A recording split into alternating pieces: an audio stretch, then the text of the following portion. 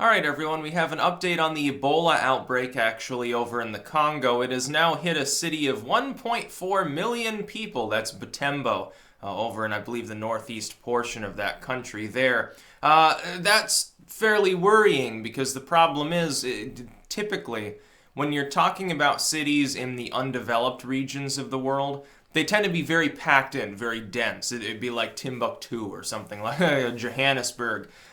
You have some issues with infrastructure. If you look at Butembo, pictures of it, it's mostly dirt roads, small single-family homes, and typically, if you're looking at Central Africa, you're looking at a relative lack of clean water access. Not very much of that going on, not necessarily the best access to food, and even worse, not necessarily the best access to an education that includes, the basics of medicine. You're not going to get a lot of that. The medical infrastructure of the third world tends to be at the very least mediocre, usually largely absent. That's why Doctors Without Borders and all of these groups have to go in when you have an Ebola outbreak because, unfortunately, the local medical apparatus is not actually capable of dealing with it. They don't have the equipment. It's like anything beyond basic care, some basic dental. Here's how you clean your teeth. We can give you aspirin. Here's an inhaler. Anything beyond that typically is absent in parts of the third world. There is one saving grace, which is that by the standards of Central Africa, Butembo is more developed than other cities. If you look at it, it's not just one giant sprawl ghetto, which you get in, you look at, what was it, the capital there of Liberia, I can't remember, Freetown, I believe it is. If you looked at that during the last major Ebola outbreak, people are packed in like sardines into these often multi-story shanty-looking structures in these expansive areas that are literally shanty towns. There's no water access. There's probably no food access for the most part. People are getting handouts. Butembo, it's a little bit better. It's a step above that. Yes, there's a lot of what you would call slums, but there's some spacing of buildings, probably for the reasons of fire control more than anything. People have a little greenery around them, probably not quite as bad. And so you've got this situation where you're hoping that this person who's gotten Ebola within, one of their large cities isn't a food worker, isn't like a midwife or something like that. Unfortunately, when you have an economy set up like the urban economies of Central Africa, a lot of the people there are vendors. Or do a lot that has to do with interacting with people. They ride a rickshaw around, like taxiing people around. That's very common, by the way. Everyone there probably owns multiple bikes. That's the form of transportation that makes the most sense on roads that would otherwise be congested. They're not big enough for automobiles in some cases. So you've got a situation where there's fairly high density.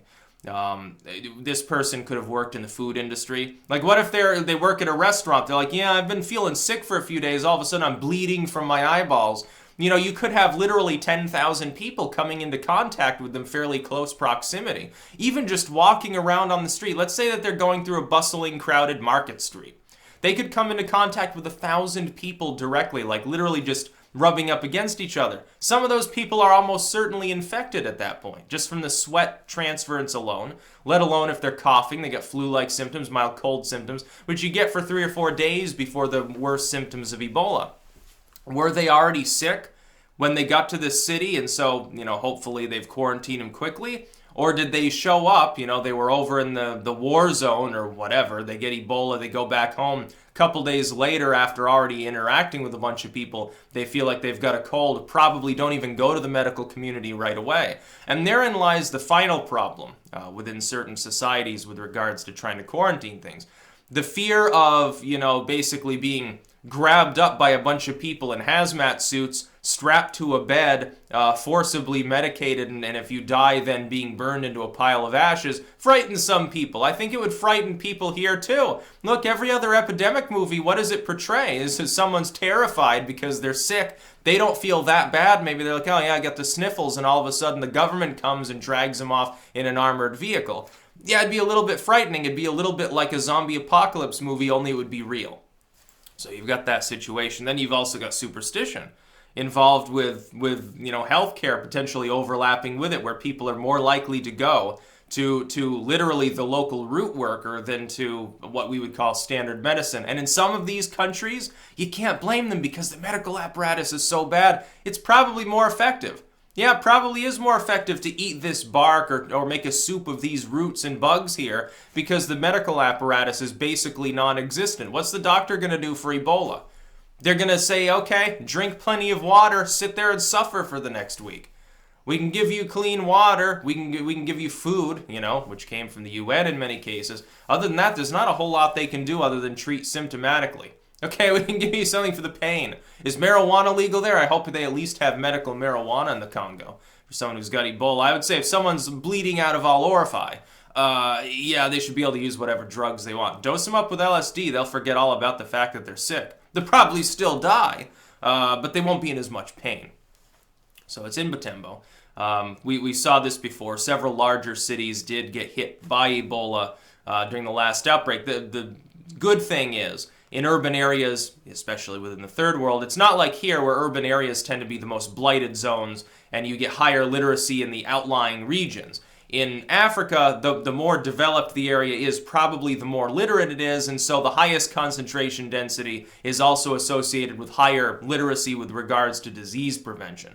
That's basically the only saving grace here when you're talking about these cases. So actually, you got most of the Ebola cases in the last outbreak in small villages, the outlying regions, or the slums really, of larger cities, and that's where it tended to burn through. Most of these cases that you've got almost 100 cases now, over 50 people have already died. It's certainly not over. They're saying that they've got it mostly contained. I think that was said 5 or 6 times during the last Ebola outbreak, including right off the bat. They're like, well, we've only had 100 cases. Don't panic, everyone. And then, a month later, you've got 10,000 people have been sick and half of them died.